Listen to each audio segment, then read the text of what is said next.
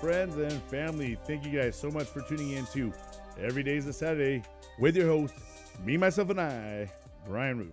Hey guys, I want to start off by thanking everyone for supporting me up to this point. I really appreciate it. I've gotten some really cool messages from some friends and family. I'm glad that people are actually listening to the show, and some of you guys are really enjoying it. If you guys are watching me for the very first time, I have started my journey off on the audio side, so you can probably catch some of my earlier episodes on Spotify, Anchor, iHeartRadio, Google, Apple Podcast, any of the platforms that basically play podcasts. You might find me on there. Anyways, guys, today you guys are watching episode 15. Yes, 1-5. I can't believe we are already there.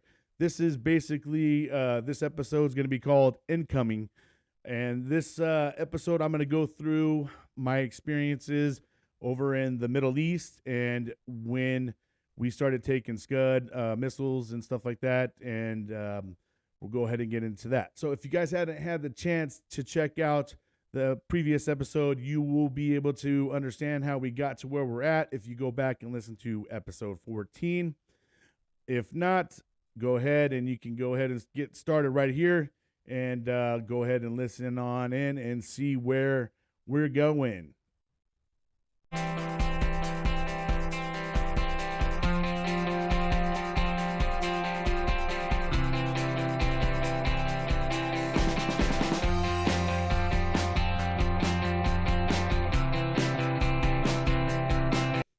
All right, friends and fam, let's go ahead and get into today's episode.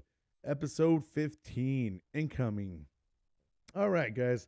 So if you guys have been following the story, something I left off on in the last episode is that weather in Kuwait and how crazy it was. Like the first day that we got there, we set up a little tent. And we were like on it was like a huge black asphalt.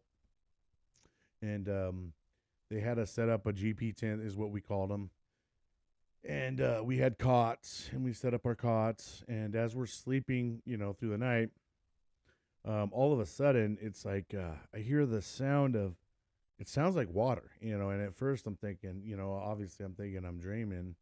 I'm like thinking I can't be hearing water. And it almost sounds like a straight river's going down. And I wake up and I grab my little moonbeam.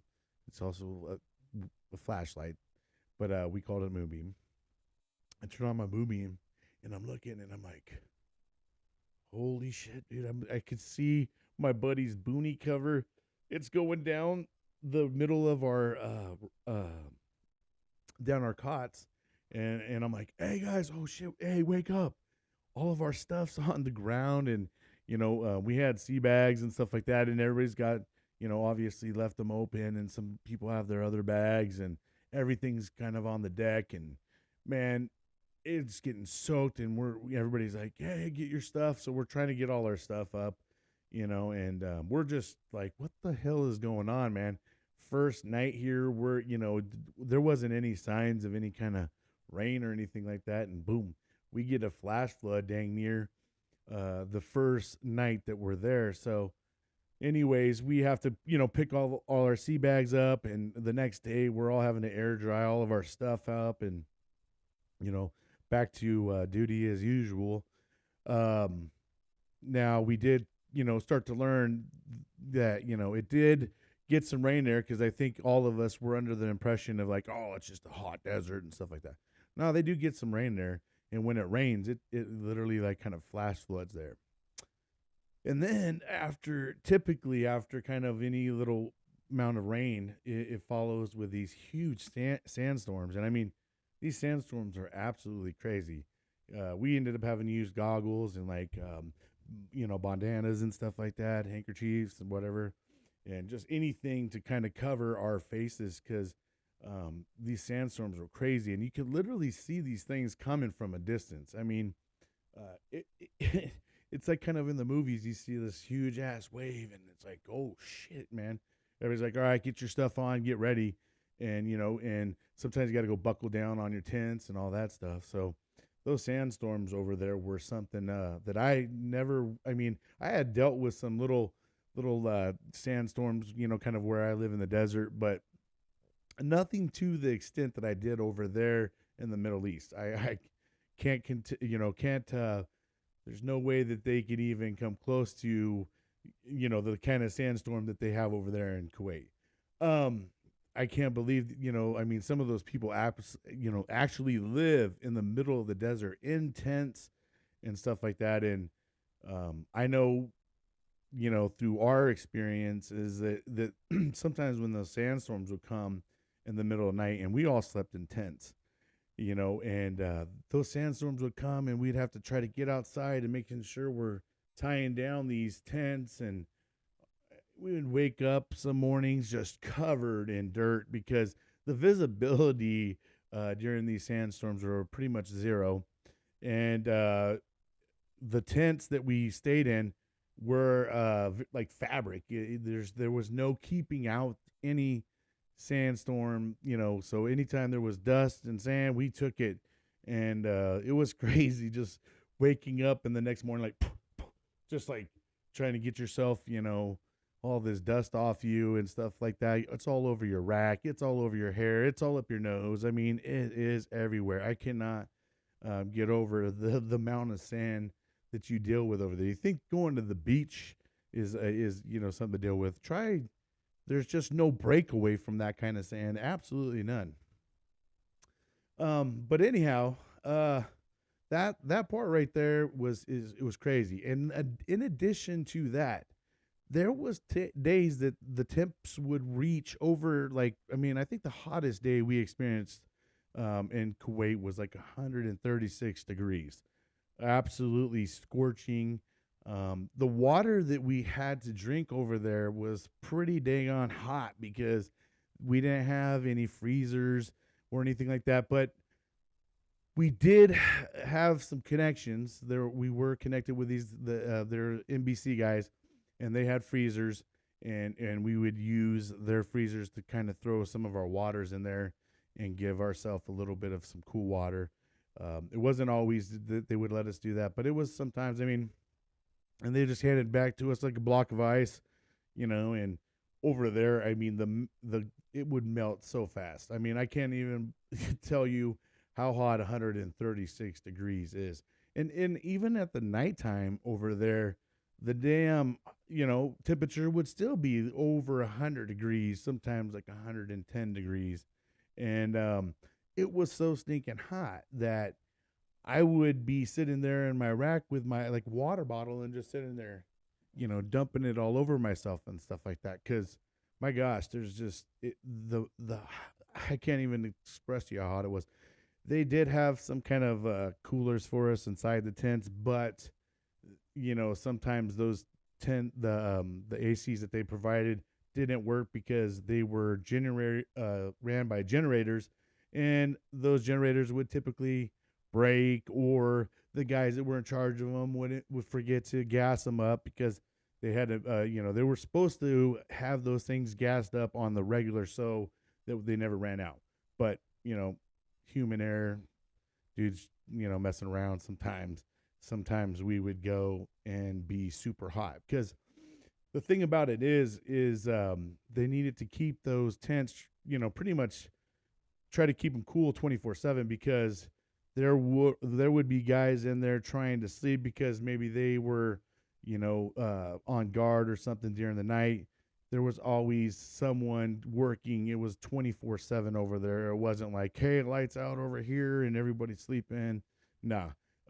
We're obviously in the combat zone, so everybody was always awake. And even us, they would put us on guard in around our area at night. And one time we caught these Australian guys trying to, jack our MREs and stuff like that. And I remember Stat Sergeant comes out and he just about rips into those guys and, makes them guys put everything all back.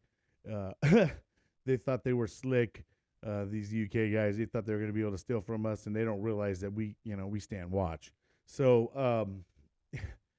but we, other than that, I mean, we basically had guard, I would say, I don't know, couple days during the week, and then it would be like a good long shift, and it was just walking around the supply area, motor T area, engineer area. We all kind of shared one big area, so it was the guard duties was split amongst those different groups. So they sometimes you got a little bit more of a break than others. It all depend how you were in that day or something. Sometimes guys would end up pull extra duty or something because they were messing around during the day or something like that, and the staff was like, "Hey, he needs to go put him on extra guard tonight. He can pull the sucky shift." But anyhow, let's see. Let's go ahead and get into the good stuff, huh? I'm going to go ahead and start off by reading you guys an article. This was article March 21st, 2003. There was no warning, just the screech of the incoming missile, then a violent blast.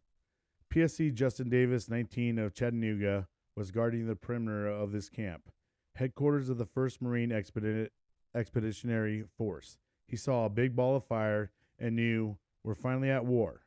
PSC Mark Johnson, 18, from Auburn, Alabama, saw a big fireball and black and smoke. He wondered if it was a plane as the ground shook with the impact. It was 10:28 a.m. at Camp Commando on the day the Marines would invade Iraq. But first, the war to the Marines in the form of an Iraqi CSS-C3 Seersucker cruise missile that smashed into the sand outside the camp in northern Kuwait military, officials here said.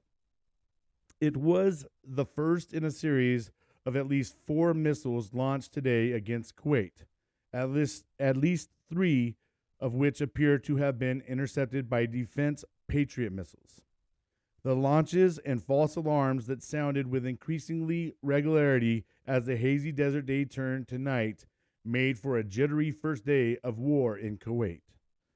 Soldiers in the desert camp spent the day scrambling in and out of chemical suits and gas masks and taking shelter in concrete bunkers. At Camp Commando, Marines rushed to take cover no less than 12 times today. At Champion, Maine, a base for the 82nd Airborne Division, the loudspeaker blared, "Dynamite, dynamite, dynamite," several times throughout the afternoon. "Incoming Scud," came the warning. For the civilians of Kuwait City, it was a day of confusion and anxiety, of trekking to newly opened basement shelters and hearing the unfamiliar sound of civil defense sirens. "I don't have faith in gas masks, only in God," said Mohammed Aidez, a Pakistani immigrant who stood on a city sidewalk as alarms blared and they kept on sounding into the late hours, repeatedly sending Kuwait's dashing for shelter. No casualties or injuries were reported, and officials quickly announced there was no evidence that the missiles were armed with chemical or biological agents. Iraqi President Saddam Hussein was long threatened to strike at Kuwait in response to its decision to host more than 100,000 U.S. troops preparing for the invasion. The retaliation came hours after President Bush announced war had begun. The Iraqi strike started in the morning with the Seersucker cruise missile, a weapon based on 1960s Soviet technology. It has a range of about 55 miles and flies low to hug the terrain, which military officers believe is why their early detection equipment did not pick it up in time. Most likely, it was fired from the port of Qasr or somewhere on the Fa Peninsula. At 12:30 p.m., officials said air defense systems installed in Kuwait by the U.S. military kicked into action when a Bill 100 missile was fired from a site north of the city of Basra, a major port, at an uncertain target in western Kuwait. It was destroyed by a Patriot battery at Camp Thunder, 35 miles west of Kuwait City. The Patriot is supposed to fire 2 missiles per incoming target, but the first misfired in some unspecified way so that the 3 Patriots altogether were fired, the officials said. At 1:28 p.m., another Abil 100 was launched toward the western desert, where the Army's V Corps is located. It was intercepted and destroyed by a Patriot missile fired from near Kuwaiti capital, according to officials. A third missile was also intercepted. A missile of uncertain type was fired later, but Marine officers said it fell harmlessly into the Gulf. A British officer said its target may have been major Kuwait oil facility in Fahahil. There were conflicting reports about the type of missiles fired, including a suggestion that Al Samad 2, an advanced version of Abil, was used. The United Nations prohibited Iraq from possessing the Al Samad 2, the grounds that its range exceeded the allowed 93 miles. Before evacuating Iraq this week, the UN weapons inspector had supervised destruction of more than 60 Al Samad 2s. Iraqi officials have said the Bill 100 has a range of under 93 miles, but UN officials had expressed concern that it may be modified to exceed the limit. In the military camps, the strikes came to no surprise, but nonetheless led some Marines to dash half-naked from showers into nearby concrete bunkers. Once we initiated our attack, we certainly anticipated they would return with surface-to-surface fire, said Major Michael Lindemann, an intelligence officer working for the top Marine commander, Lieutenant General James T. Conway. At Camp Commando, the Marines soon discovered the seersucker's aftermath, a crater about 2 feet deep and about 4 feet across, and a second impact scar. In Kuwait City, the first air raid sirens echoed through a quieter than usual downtown just before 12:30 p.m. Some residents grabbed for gas masks and sought out emergency shelters. Others gazed with more curiosity than concern up into a hazy, unstreaked sky. In a barbershop, Abdul Abahamni, 52, a surgeon and medical school dean, said the sirens triggered memories of 13 years before, when Iraq occupied Kuwait and hundreds of war and tortured victims were brought to his hospital, some with eyes and fingers removed. The missile attacks left him sickened, and the realization that Kuwait remains the target of Saddam. When the sirens began, the stairway of Sheraton Hotel became clogged with dozens of guests who hurried to a basement shelter set up by the hotel. Some were journalists who proceeded to broadcast live with their gas masks on. The guests struggled into gas masks and chemical suits, and in a few cases began crying. That in turn caused a wave of panic to sweep through the room. But a few minutes later, the sirens ended and the guests were directed back upstairs. I was surprised to see the shelter was not sealed, Tamara El-Rahifia, a media advisor with the International Committee of the Red Cross, said in lobby later. The number one priority for safety is a sealed room and the gas mask. An hour later, the siren sounded for the second time, and the shelter filled again. This time there was no panic, only a growing sense of what next days might bring. Glasser reported from Kuwait City. Staff writers David Finkel in Kuwait City and Monte Real at Champion, Maine, contributed to this report. U.S. soldiers from the 3rd Battalion, 7th Infantry Regiment, pulled on gas masks during a missile alert. Iraq launched at least 4 missiles against Kuwait.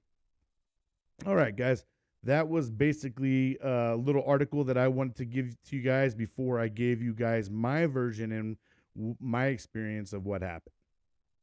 Okay, so that day for me, it was the early morning, right? And I had just gotten off the phone. I don't remember exactly who my conversation was, but I do recall as I got off the phone, I was walking through. We had these wooden doors that the combat engineers made us. We had taken over a building that was used back in Desert Storm. I guess the Iraqis came to this place, overtook it, and they, tortured and killed a whole bunch of Kuwaiti officers, and as well as took a whole bunch of them as hostages. So this place that we were at is kind of historic in some sense. So we ended up turning in a concrete building into kind of an office area. We had combat engineers come in and they fixed it up for us. So, anyways, as I'm getting out these wooden doors, my buddy Ojeda is sitting off to the left of me. So as I'm coming out the door, I'm looking at my buddy Ojeda, and I'm getting ready to kind of talk to him because he's sitting there, he's checking his email and stuff. And I'm as I'm getting ready to say something to him, all of a sudden I hear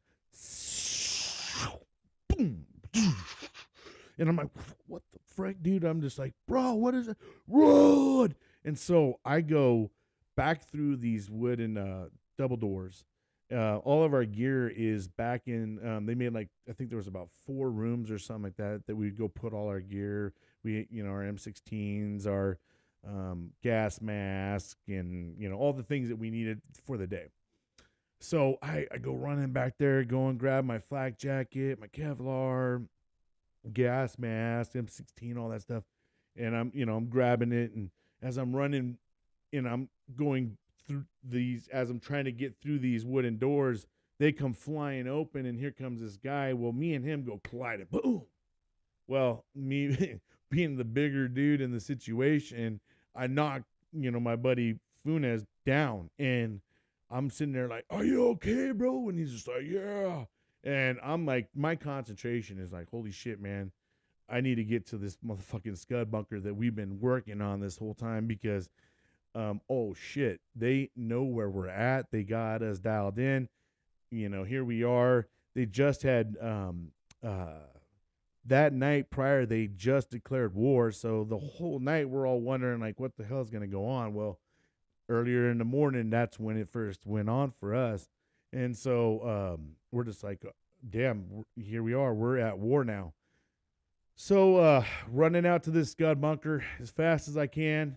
I go jumping on the backside because we made two different entrances in there, and then we made like exits and stuff like that. There's a certain way you're supposed to make these scud bunkers. So if you ever end up getting trapped, you got to have more than one way out. And then if those two places in or out got blocked, there's we made other ways that, and we put like a pickaxe and we put like MREs inside there. We really had this scud bunker set up. It was called the Hideaway. Um, I'll have to dig through and find some of the photos that I have from it and post them so you guys can check it out. But anyhow, I'm in the scud bunker. One of the first guys in. Um, Everybody starts piling and running in, and um, the way I'm handling this situation is I start laughing, and I'm not laughing because I think anything's funny. I obviously don't think it's funny. It just the way my reaction was. I don't know if anybody out there, you kind of have a nervous reaction, which is laughing. That's something that happened to me during the situation. So I got people sitting across from me who are practically crying and freaking out, and I'm just sitting there like, oh my gosh, because part of me's laughing because for one, I remember running into my buddy on my way out. 2, I'm thinking, oh shit, man, we made it. And then 3, I'm like, fuck, holy shit, we're like sitting ducks now, man. And I'm like laughing in my head, like this is not cool. No control over this situation. We're just sitting ducks and we getting launched at. This first missile had totally went undetected. There was no alarm. We got the alarm after there was impact, and I mean, it was well after impact, but they did not detect this first missile. So as we're sitting there and I'm laughing, my staff sergeant, who if, I don't remember if you guys telling you in the last episode, he's a big dude. It was on the Marine Corps bodybuilding team, just muscles on muscles. This dude comes running up to me and wearing gas mask and whatever, and he just like punches me in my chest and kind of pushes me back into the wall, and he's just like, "Hey, Devil Dog, do you fucking realize that we may be putting some of your buddies in body bags?"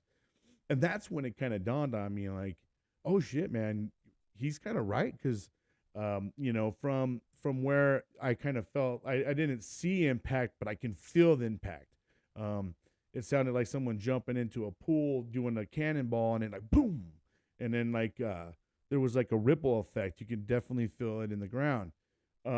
So, you know, it was a super loud boom, and it looked. I mean, from the like I said, from the sound. I mean, from the sound of it and from the feel of it, it looked like it possibly could be within our camp. So I'm thinking, man, he might be right. And I knew some of the guys that were over around that area where it had looked at possibly having impact. So I'm like, oh shit, man. And he's just sitting there fucking pounding me and come, stop laughing. This ain't that fucking funny. And I'm like, all right, that's all right. And, so we sit in this scud bunker for a little while. So what they got to do now at this point in time is they send out the NBC team, which is guys that were, talked about where we stored our water and stuff. Well, these guys would have to get full suited up, and they had all this equipment, and they would have to go test the impact area to make sure that there was nothing, no dirty bombs, and then we didn't need to constantly be wearing our full mop suit. So they send these guys out, and once they go out, they inspect the missile or whatever, the impact area. They determine that there's nothing wrong with it. Then there'll be an all clear siren that comes out, and then we basically can go back to our duties. Now, they did teach us while we're in there, there's different sounds for each alarm. There's, like a long alarm for, and it like keeps going like very long, or there's short little dot ones. I mean, it all depends on the certain sound of the, thing, whether, because there's also an alarm for if we had, enemy on ground coming in attacking us, there was a certain sound. If there was, missile in the air, if there was air attack, all these different sounds we had to be aware of.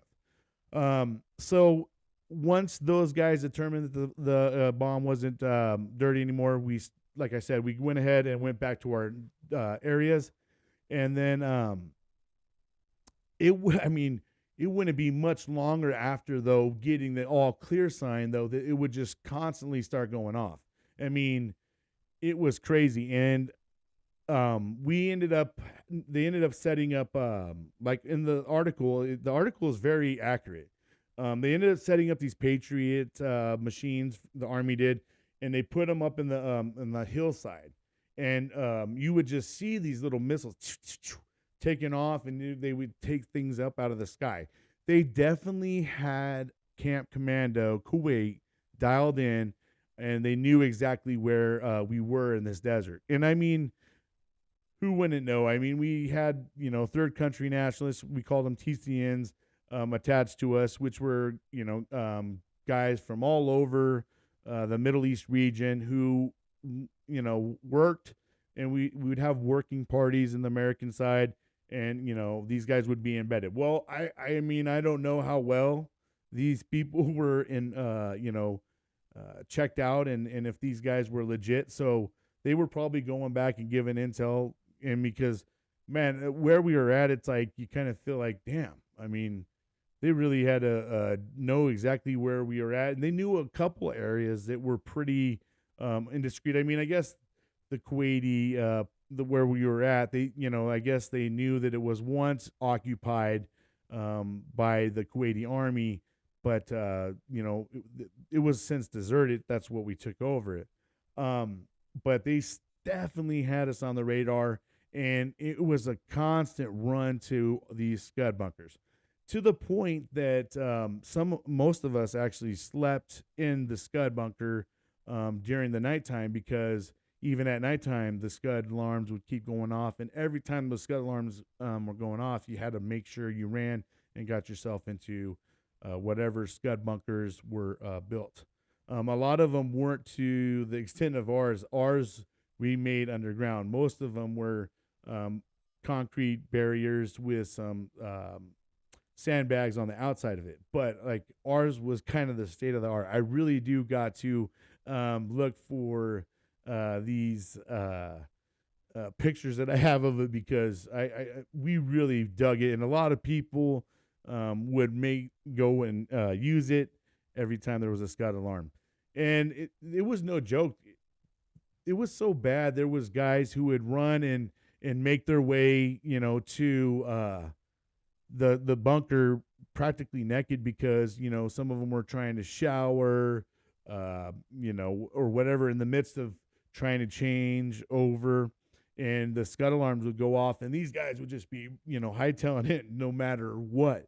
And because that's what they told you to do.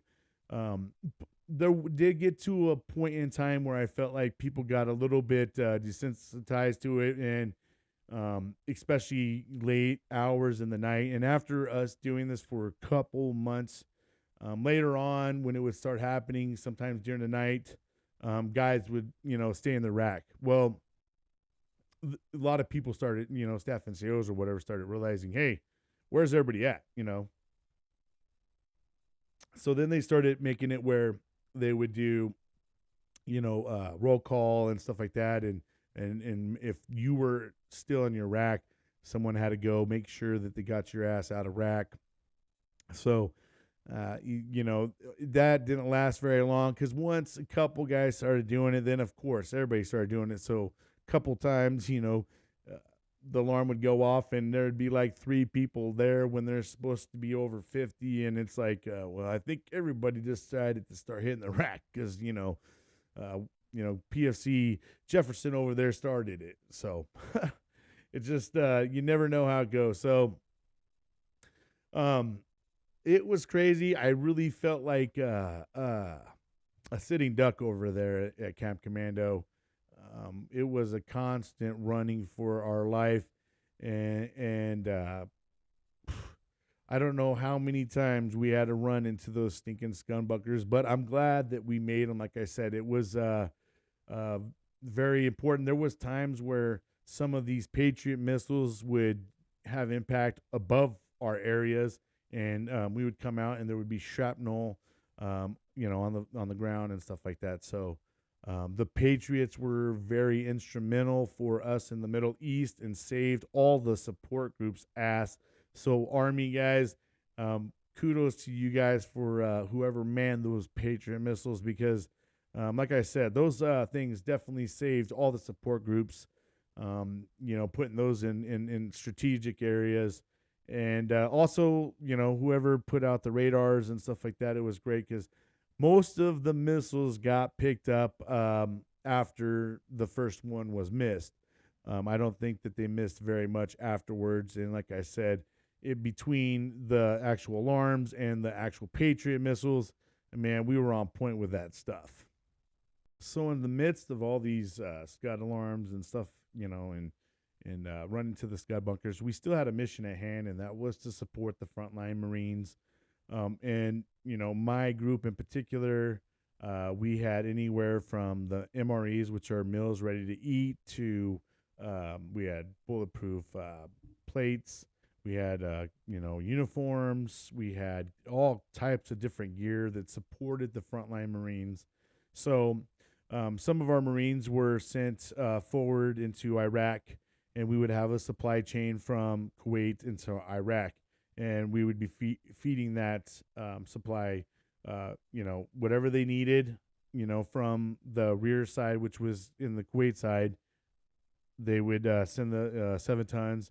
We would load up all the 7 tons, and some of us would get on, and we would do convoy all the way into Iraq, and we had a supply point. And if there was any kind of trouble, there was guys mounted on on the 50 cals on the 7 tons, and we had also Humvees.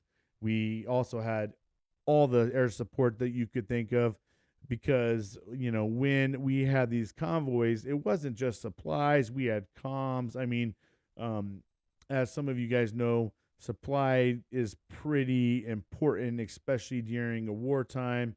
You hear the whole thing, without supply, you don't fly. That whole, saying, it's a true thing. I mean, supply is very critical. I seen us in action during wartime. And so any of you guys that are in supply, if you feel, insignificant or whatnot, I tell you what, you do become very instrumental when it comes time, and you do got to support the war.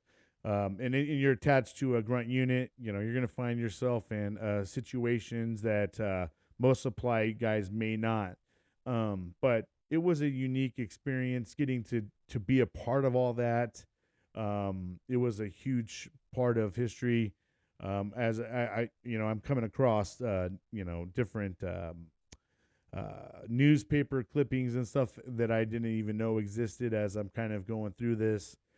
So it's kind of cool that a lot of it's captured not only through my experiences, but there's also uh, websites and other articles out there that confirm everything that a lot of us experienced. It was quite the experience, like I said, running all the time like you're a sitting duck. That's a real rough, tough thing to do. I don't think anybody realized sometimes it's not exactly fun to be sitting there waiting and just having incoming after incoming. You never know. Hopefully, none of them get through. And thank God, like I said, if it wasn't for the Patriots that were up in the hillsides shooting down missile after missile, I don't know if Camp Commando would have made it through this war, because they definitely were trying to take out Camp Commando. They must have known that we contained a huge part of the supply portion besides Camp Doha, which was a huge army base there in Kuwait. Anyways, I think I'm going to go ahead and cut it short here, guys, or I don't know if it's necessarily short, but I'm going to go ahead and stop it here. And I want to say once again, thank you guys so much for watching Every Day is a Saturday with me, myself, and I, Brian Roof. If you guys haven't liked or subscribed on YouTube, please go ahead and do that. It's totally free, and it will really help me out. And also, if you haven't checked me out on Spotify or Google Podcast, Anchor, Apple Podcast, IFM, all of them. If you guys haven't, iHeart, if you guys haven't had a chance to check me out on there, go check me out and give me a like, and it really helps, like I said. Anyways, I hope you guys are having a great day, great week, great month, whatever it may be when you're watching this. But for now, Roof out.